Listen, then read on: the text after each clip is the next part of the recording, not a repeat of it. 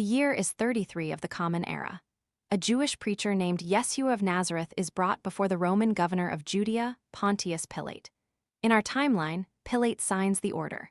Yeshua is crucified. A small religious movement becomes the largest faith in human history. But what if Pilate had refused? What if Jesus simply walked free that morning and lived to old age? The world that follows is unrecognizable. There would be no Christmas, no Vatican, no Crusades, and possibly no Western civilization as you know it. To understand the divergence, you have to understand what Jesus actually was in his time. He was one of dozens of Jewish preachers wandering Roman-occupied Judea in the 1st century, predicting the end of days, healing the sick, and challenging the priestly establishment. Most of them were forgotten. A few were executed. What made Jesus different in our timeline was not just his teachings, but his death and the story that followed it. Without that, his name might appear once in a footnote in the writings of the historian Josephus, and nowhere else.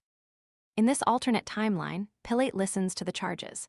He sees a man the local Jewish authorities want to silence over a religious dispute. Pilate, a pragmatist, refuses to involve Rome. He releases Jesus with a warning to stop disturbing the peace.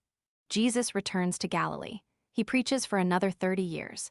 He dies of old age, somewhere around the year 65, surrounded by a few dozen followers. His teachings are written down, but never spread beyond a small Jewish reformist sect. The world keeps spinning. Rome does not notice. The most immediate consequence is the simplest. There is no Christianity. No Paul of Tarsus traveling across the Roman Empire, building churches in Corinth, Ephesus, and Rome. No Gospels written down. No new universal religion. The Roman Empire continues to worship Jupiter and Mars, the imperial cult of the emperor, and the mystery religions of Mithras and Isis. By the year 300, in our timeline, 10% of the empire is Christian. In this timeline, that number is 0. The Edict of Milan is never signed. Constantine never converts. Rome remains pagan. Without the divisive religious conflicts of the 3rd and 4th centuries, the Roman Empire may hold together longer. Or it may still fracture under the weight of Germanic invasions and economic collapse. Historians debate which factors mattered most, but one thing is certain. The Western Roman Empire does not become a Christian empire before it falls. The cultural inheritance of late antiquity is purely classical. Latin literature, Greek philosophy, Roman law continue to dominate European thought without the filter of medieval Christian interpretation. Here is where the ripples become enormous. Islam emerged in the 7th century in part as a response to existing Christian and Jewish theology in Arabia. The Quran is in constant dialogue with the figures of Jesus, Moses, and Abraham.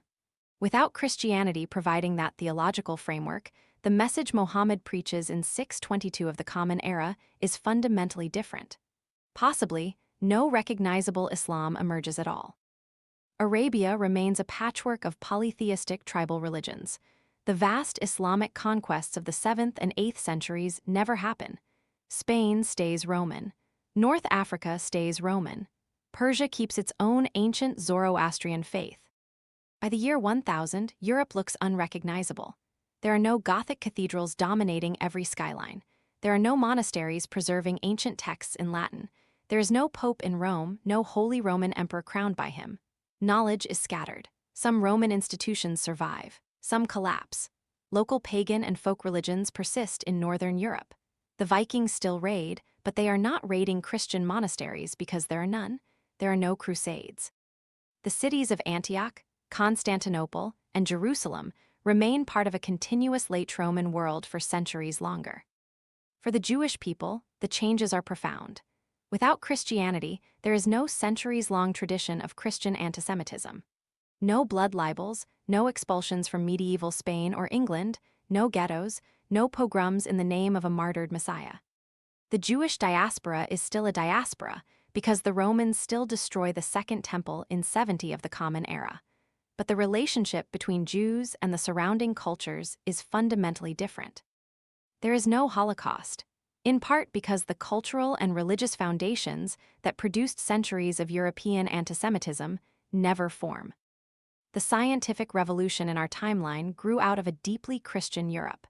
Universities like Oxford and Bologna were founded as religious institutions.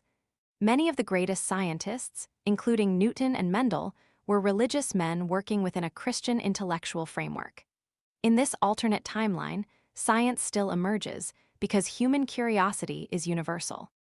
But it grows out of a continued classical tradition, more directly inheriting the Greek mathematicians and the Islamic Golden Age that, in this timeline, never happened.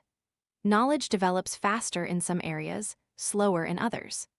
The printing press still revolutionizes the world, but it spreads pagan philosophy and Roman law instead of Bibles. The Reformation, the 30 Years' War, the religious wars that killed millions across Europe, none of them happen. The political map of Europe was drawn in part by religious conflicts. France versus England, Catholic versus Protestant, Spain versus the Netherlands. Without Christianity, those wars are about other things: trade, land, royal succession. The borders of modern France, Germany, and the United Kingdom are completely different by the year 1900. The Spanish Empire never converts the Americas to Catholicism. Indigenous American religious traditions survive far longer, possibly into the present day. Now jump forward to the year 2026.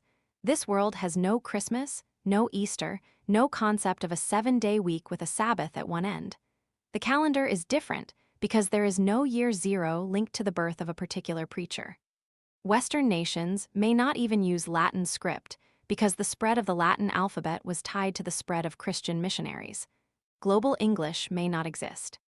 The cultural framework of human rights, originally rooted in the Christian idea of every human being made in the image of God, has to come from somewhere else, perhaps from late Roman Stoic philosophy, perhaps from somewhere we cannot imagine. But this world has costs that are easy to miss. Without Christianity, the institutions that fed the poor, sheltered orphans, ran hospitals, and educated peasants in medieval Europe never exist in the same form. Some of those functions are absorbed by Roman state institutions, but many are simply lost. The first universities, the first hospitals, the first abolitionist movements, all of them in our timeline grew out of Christian moral arguments. In this timeline, they may take centuries longer to emerge, or may take radically different forms. 2 billion people in our world today find meaning, community, and hope through the Christian faith. In this world, they find those things somewhere else, or they do not find them at all. So which world is better? A world without the Crusades, the Inquisition, the religious wars, and centuries of anti-Semitism? Or our world with all of those scars, but also with cathedrals and choirs, hospitals built by monks, and a moral vocabulary that shaped most of modern history? There is no clean answer. The most influential life in human history may also have been the most consequential death. The story of one Jewish preacher, executed by a forgotten Roman governor on a Friday afternoon, became the architecture of the world we live in. The ancient olive trees in the Garden of Gethsemane are still there, 2,000 years later. Some of them were already old when Jesus walked beneath them on his last night. They have witnessed every empire that came and went since. They are the only living witnesses to the moment that, in our timeline, changed everything. And in another timeline, they are simply old trees in a quiet garden, and the world looks nothing like ours. If this made you think, hit subscribe. The next Divergent Past is already loading.